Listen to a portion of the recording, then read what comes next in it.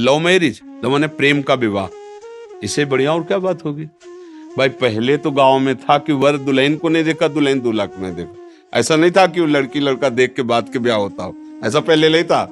गांव में तो माता पिता तय कर लेते थे, हो जाता। मतलब प्रेम का मतलब आपने चयन किया दोनों ने मिलकर, ये तो बढ़िया बात है ना। अब आपका मन मुटाव तो होना ही नहीं चाहिए और 1 साल बाद तलाक हो जाता है।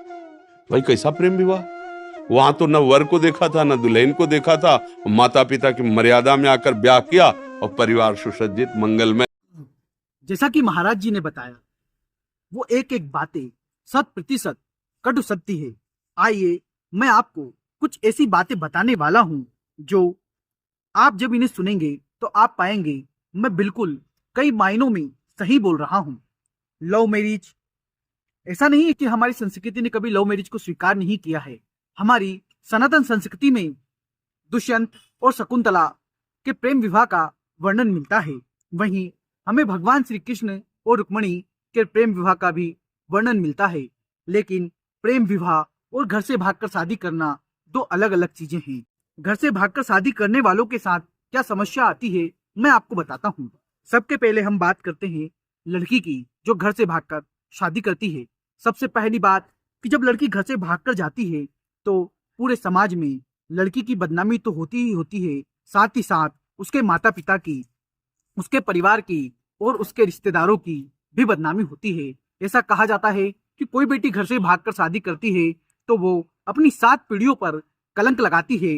सबसे जो उसके घर में छोटी बहनें रहती है उनका जीवन भी एक नरक के जैसा हो जाता है। यह सत्यता है और कई मायनों में जो समाज होता है वो जीने नहीं देता है। लेकिन ये बातें तो हम सब लोग देखते हैं, लेकिन असली सच्चाई में बताता हूँ कि लव मैरिज के बाद जो घर से भागकर शादी करते हैं उसके बाद क्या हालात होते हैं। कई मामलों में मैंने देखा है कि कुछ समय के बाद जब उनकी जो कह सकते कि हवस जब तक थी, जब तक तो रिश्ते बहुत अच्छे चलते हैं, लेकिन एक समय के बाद, कुछ महीने बीत जाने के बाद दोनों पति पत्नी में लड़ाइयाँ होने लगती है। वो लड़ाइयाँ इस कदर बढ़ जाती है कि एक दूसरे को मारने मरने पर आतुर हो जाते हैं। लेकिन ऐसे में क्या होता है कि लड़की ना घर की रहती है ना घाट की रहती है। क्यों? क्योंकि जिन माँ बाप के पास वो जाकर अपना दुखड़ा सुना सकती थी, जो मायका उसका पक्ष ले सकता था, वो मायका आज उसके पीछे खड़ा नहीं होता है। ऐसी कंडीशन में लड़की क्या करती है, या तो वो सुसाइड कर लेती है या फिर घुट घुट कर अपना जीवन व्यतीत करती है। रोज शाम को पति दारू पी के आता है, रोज वो पत्नी को पीटता है।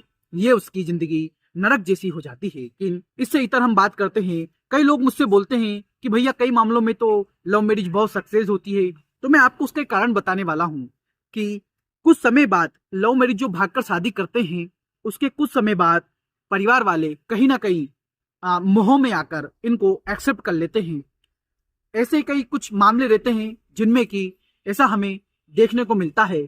लेकिन सच्चाई ये है कि जिस सनातन संस्कृति में माँ बाप को ही भगवान माना जाता हो, अब आप ही बताइए भला माँ बाप का दिल दुखाकर कोई खुश रह सकता है क्या? मेरा ये मानना है कि आप प्रेम विवाह कीजिए, लेकिन माँ बाप की मर्जी के साथ कीजिए। माँ बाप की मर्जी के खिलाफ जाकर कुछ करेंगे तो यकीन मानना आप जीवन भर पछताएंगे। गलतियां ऐसी होती है जिन्हें सुधारा नहीं जा सकता। तो मेरी बहनों, मैं आपसे एक ही निवेदन करना चाहूंगा, साथ ही भाइयों से भी एक निवेदन करना चाहूंगा कि ऐसा कार्य ना करे जिससे तुम्हारे माँ बाप को घर से निकलने में भी शर्मिंदगी महसूस हो।